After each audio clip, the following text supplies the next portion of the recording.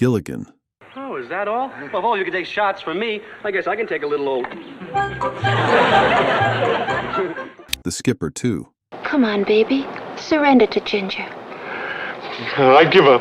Unfortunately, you're not one of the enemy. They set sail for a 3-hour tour, but the island wasn't the only thing they'd never leave behind. Well, how nice a compliment. I must say, the skipper has become my alter ego. We remember the laughter, the slapstick, the coconut-powered contraptions. But behind the palm trees and punchlines, time was ticking. Some of the cast found peace after long careers. Others faced tragic ends far from the limelight. This is actors of Gilligan's Island who have passed away.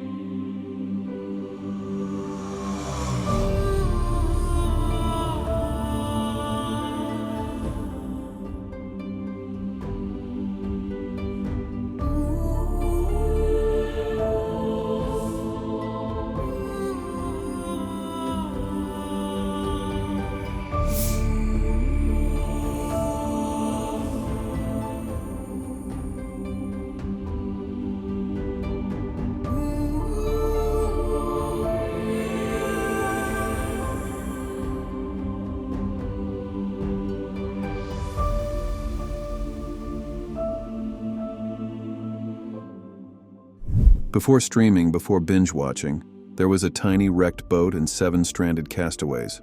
For many of us, Gilligan's Island wasn't just a show. It was a warm, familiar rerun that filled living rooms with laughter. And steering that ship? The skipper. Alan Hale Jr., broad-shouldered, booming voice, a heart just as big. Born into Hollywood royalty as the son of Alan Hale Sr., he was a Coast Guard veteran turned TV legend. I had 3 ships shot right out from under me. Get... All right, skipper, roll it. Hale brought strength wrapped in comedy, turning Captain Jonas Grumby into a symbol of unwavering friendship. Well, how nice a compliment. I must say, the skipper has become my alter ego. Off-screen, he owned Alan Hale's Lobster Barrel, a seafood joint where he often greeted diners in character, always the skipper, always smiling. On January 2nd, 1990, we lost him to cancer. His ashes were scattered in the Pacific, his final voyage, fitting for a man forever tied to the sea. He wasn't just the skipper, he was the anchor of our childhoods.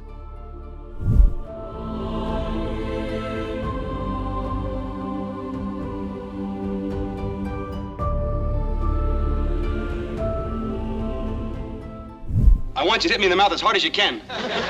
You what? I'm sorry, I can't say it again. I'm chicken. Say what? It's hard to hear the opening theme of Gilligan's Island without seeing that red shirt, that white cap, and that lovable grin. Bob Denver wasn't just playing Gilligan. He was Gilligan. A walking accident waiting to happen, sure, but also the heart of the island. Before the fame, Denver was an everyman, a teacher, a mailman, and a college student at Loyola Marymount, where he first caught the acting bug. Then came Maynard G. Krebs, and then, in 1964, the castaway that would define him forever.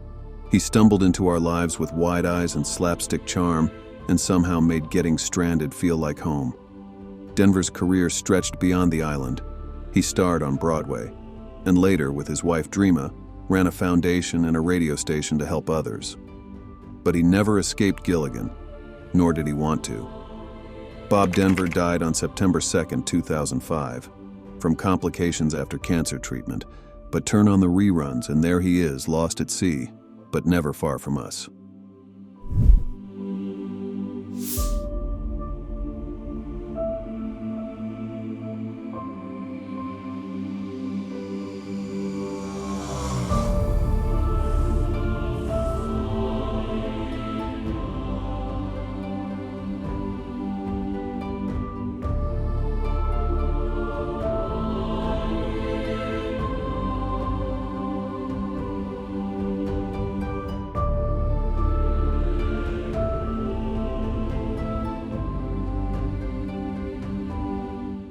Like the man said when he backed into the stove, that's a hot one. You remember it, don't you? That episode where the castaways staged Hamlet with coconuts, grass skirts, and a hilariously over-the-top musical twist. It wasn't just absurd comedy. It was Gilligan's Island at its most brilliantly bizarre. At the heart of it was Phil Silver's Harold Hecuba, the egotistical producer who crash-landed, rolled his eyes at Ginger, and accidentally inspired the island's greatest show. Silver's, already beloved as Sergeant Bilko. No, sir, I'll admit, it is a roulette wheel, sir, but I was teaching the men battle tactics in the round. The little white ball represents... Save your breath, Bilko. Brought chaos, charisma, and perfect comedic timing to the sand-strewn stage. He only visited the island once, but his presence was unforgettable. Fun fact, Phil Silver's agent, Jim Aubrey, was actually the CBS executive who helped get Gilligan's Island on the air, a behind-the-scenes connection that's almost as quirky as the show itself. Silver's left us in 1985, but on that tiny fictional island, he still storms through Hamlet every bit the ham, every bit the legend.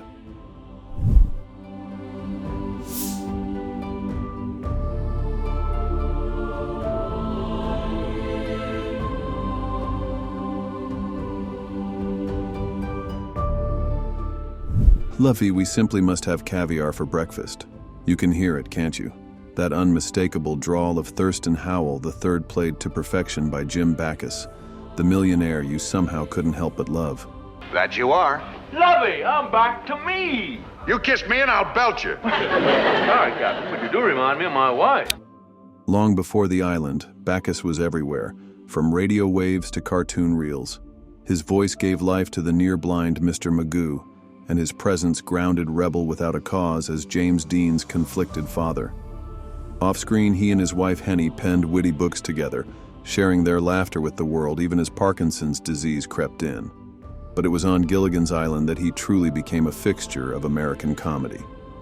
Jim Backus died in 1989 from complications of pneumonia, but that laugh, that voice, still echoes across every tide.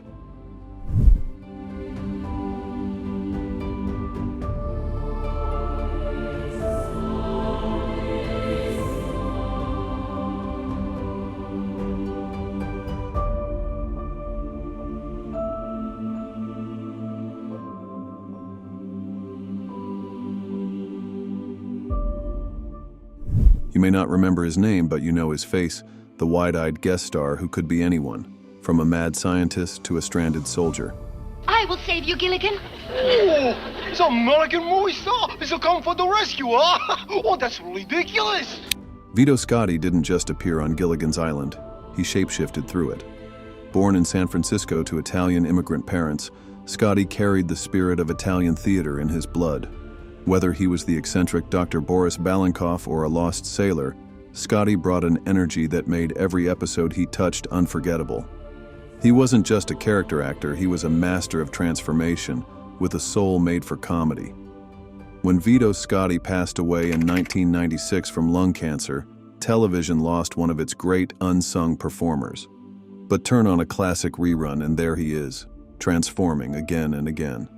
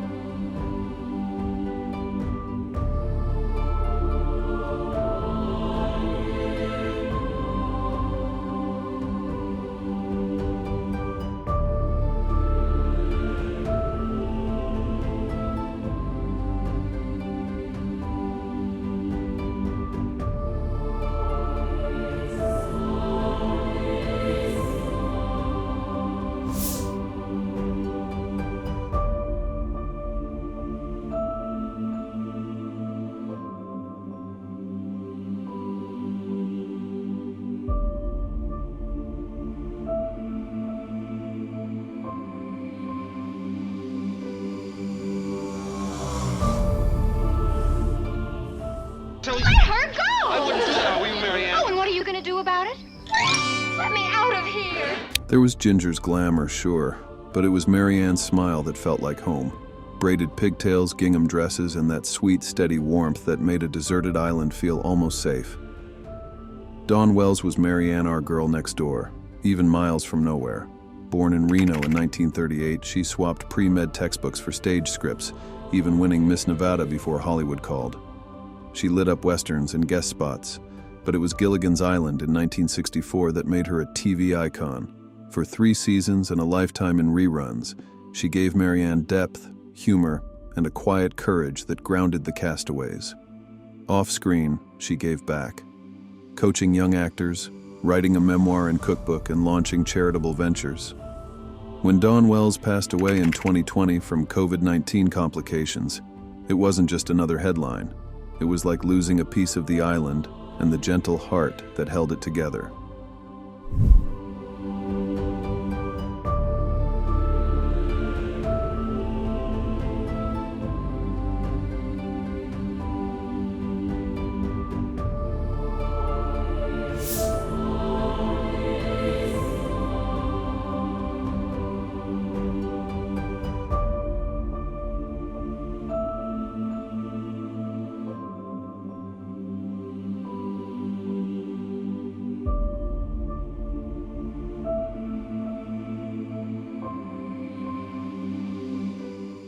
Every castaway had their charm, but it was the professor who gave us hope, the calm, capable mind who could turn coconuts into radios and bamboo into just about anything. Russell Johnson made the impossible feel possible. Born in 1924 in Pennsylvania, Johnson's real life was every bit as heroic. As a World War II bombardier, he flew 44 combat missions and survived a crash in the Philippines that left him wounded, earning him the Purple Heart. After the war, he pursued acting and in 1964 stepped into the role that would define him. As Professor Roy Hinckley, he was intellect in khakis. You can't let fear rule your lives. Oh, yes, we can. Well, on the other hand, a little fright never hurt anyone. Off-screen, he was a father, a veteran, and, after losing his son David to AIDS, a quiet advocate for awareness and research. Russell Johnson died in 2014 from kidney failure, but his wisdom still echoes in every clever fix on that not-so-deserted island.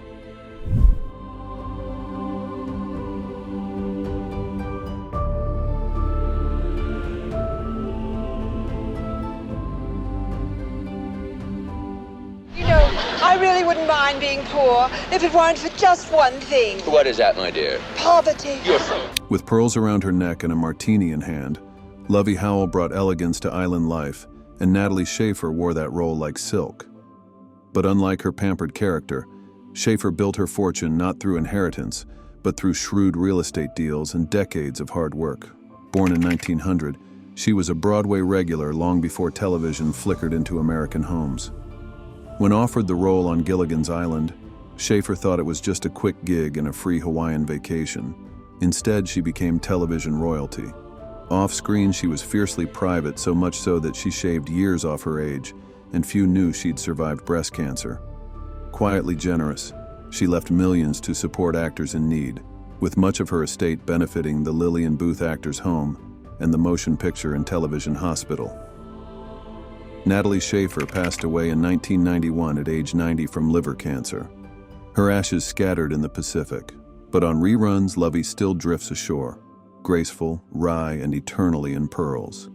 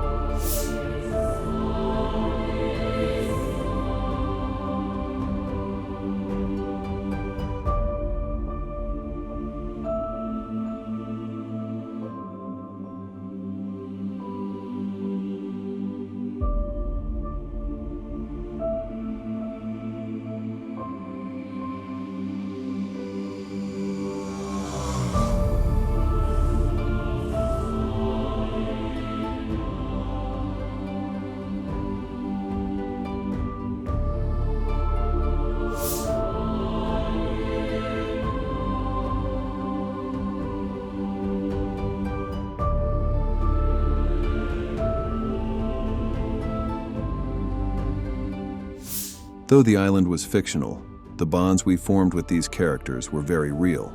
Their ship may have never made it home, but their legacy lives on in every rerun, every laugh, every memory. Which cast member's story surprised you most?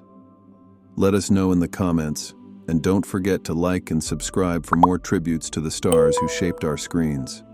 And if you're curious about more beloved casts we've lost, stay tuned. More stories are coming. Thank you for watching.